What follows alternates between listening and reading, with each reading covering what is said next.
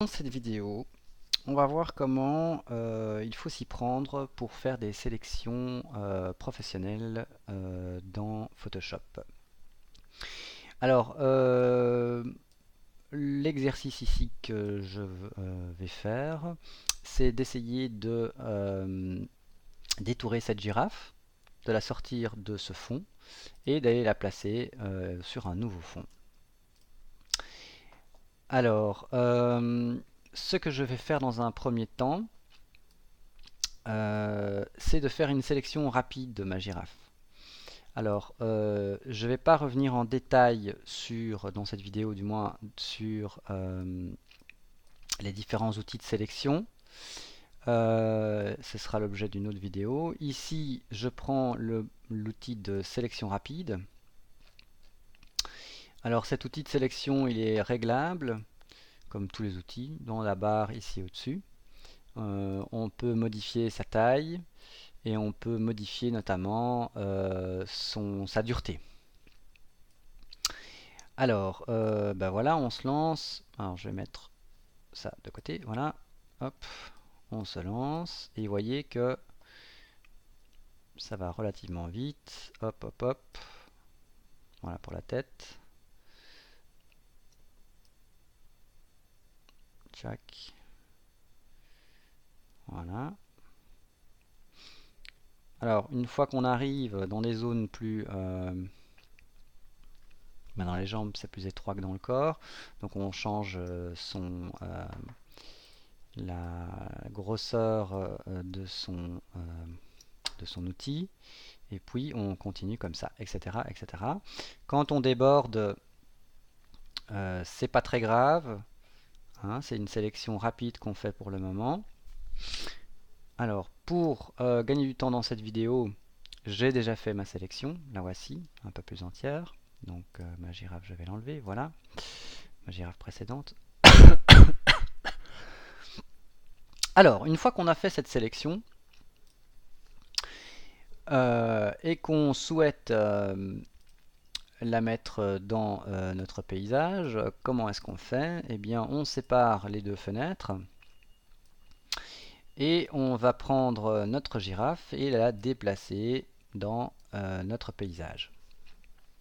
Alors ici, je vois qu'elle est un peu grande, donc pour modifier la taille d'une image dans Photoshop, il suffit de faire CTRL-T ou de faire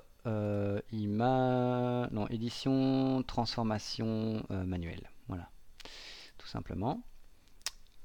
Ici, je vais réduire sa taille juste pour voir un peu si par rapport à mon image, ça va le faire ou pas. Je pense que ça va aller. Donc, par exemple, ici, on valide. Ok, bon. Faire ce que je viens de faire là, c'est bien pour faire rapidement le montage et se dire qu'éventuellement, on reviendra fignoler tout ce qui n'a pas été fignolé plus tard.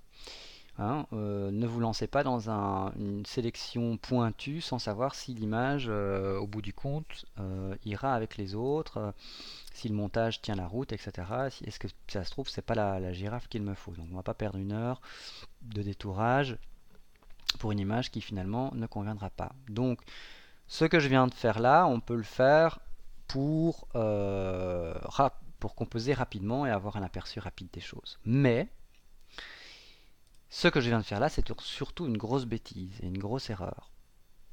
Pourquoi? Parce qu'en fait, ma girafe ici, toutes les parties en trop ou les parties manquantes, elles ont été, elles ont disparu. Je n'y ai plus accès, nulle part. Hein, il ne reste que ça de ma girafe dans mon calque. Donc c'est pas bon. Et c'est ce que font malheureusement la plupart des utilisateurs de Photoshop. Alors que faut-il faire? On va mettre ce calque à la poubelle.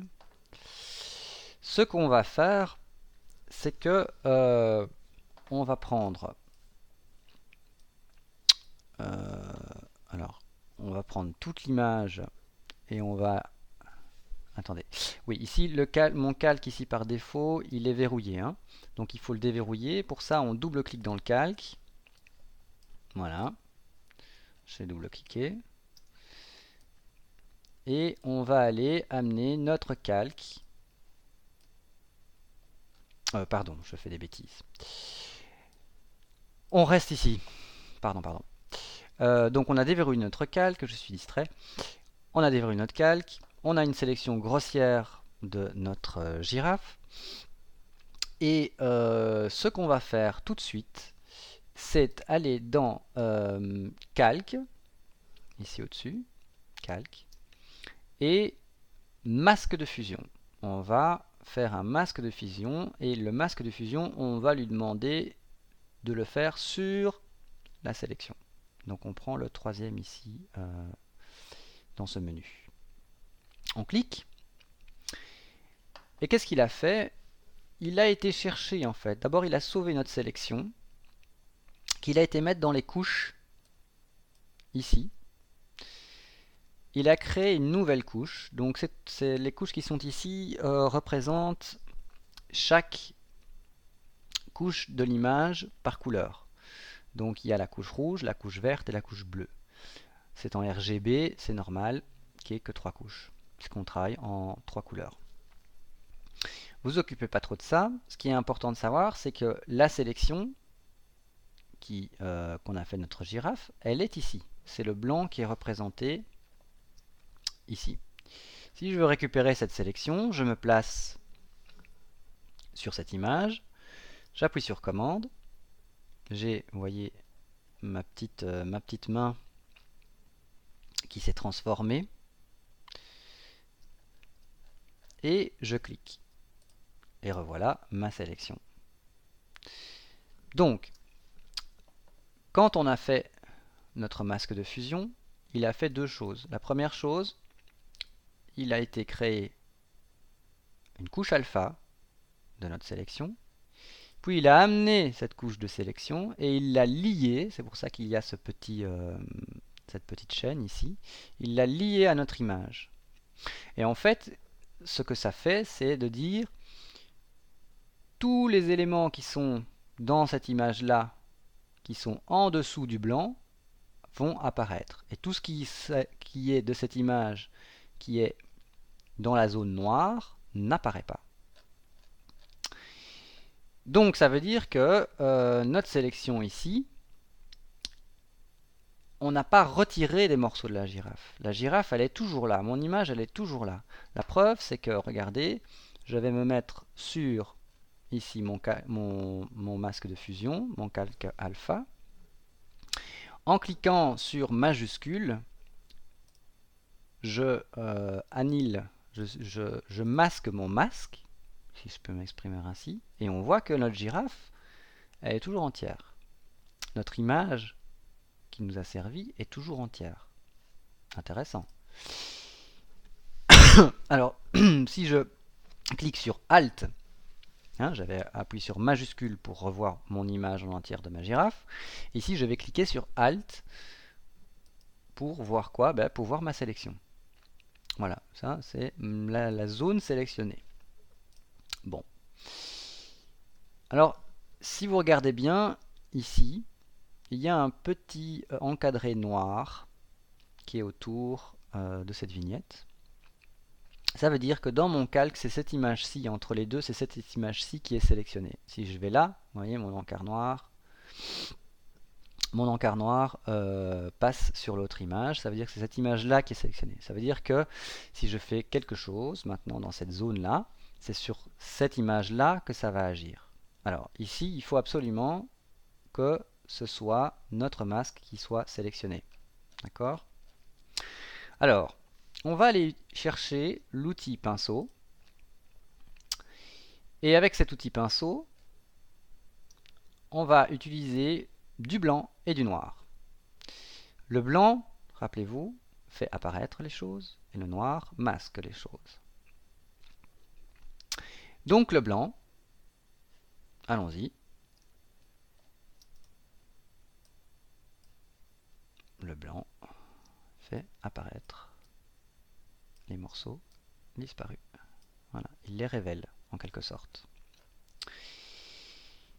Donc, une fois qu'on a fait ça, On va évidemment pas corriger notre girafe ici, mais on va la faire sur le fond.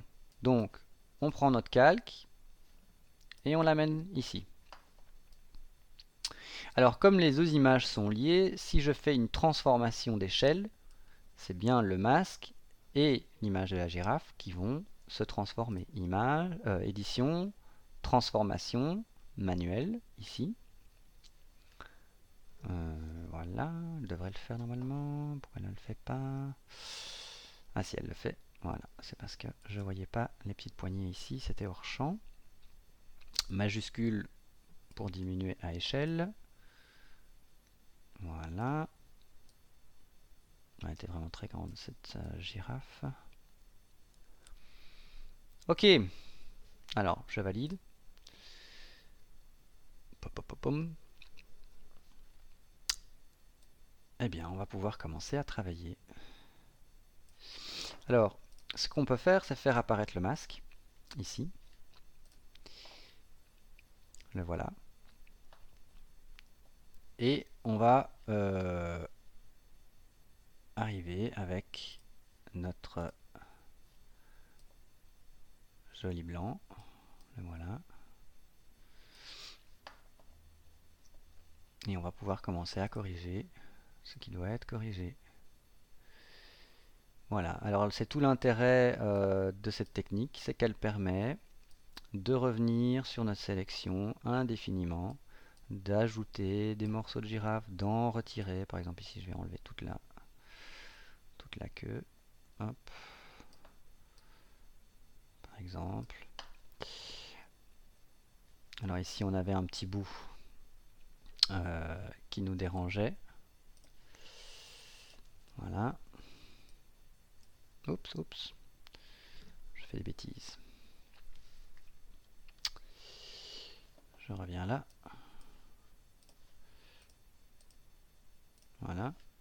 Donc ici c'est un morceau de la girafe euh, qui est hérité en fait de notre image ici. Je vais y arriver, voilà. Hein, on voit c'est un morceau de ciel. Donc pour enlever ce morceau de ciel, je travaille toujours sur mon masque. Je prends du noir et je vais masquer tranquillement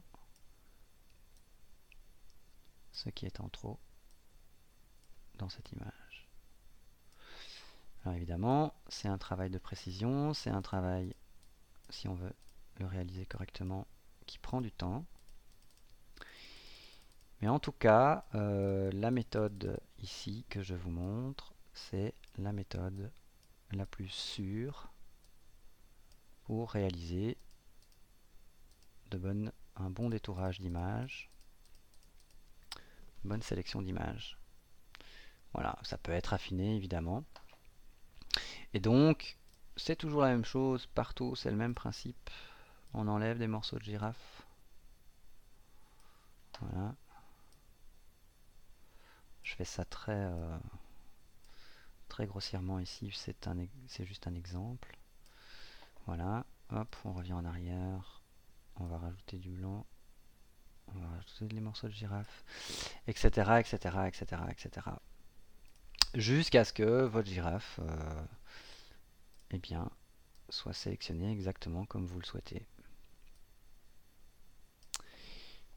Voilà, il n'y a pas mieux pour travailler des sélections dans Photoshop que cette méthode. Voilà, je vous laisse essayer.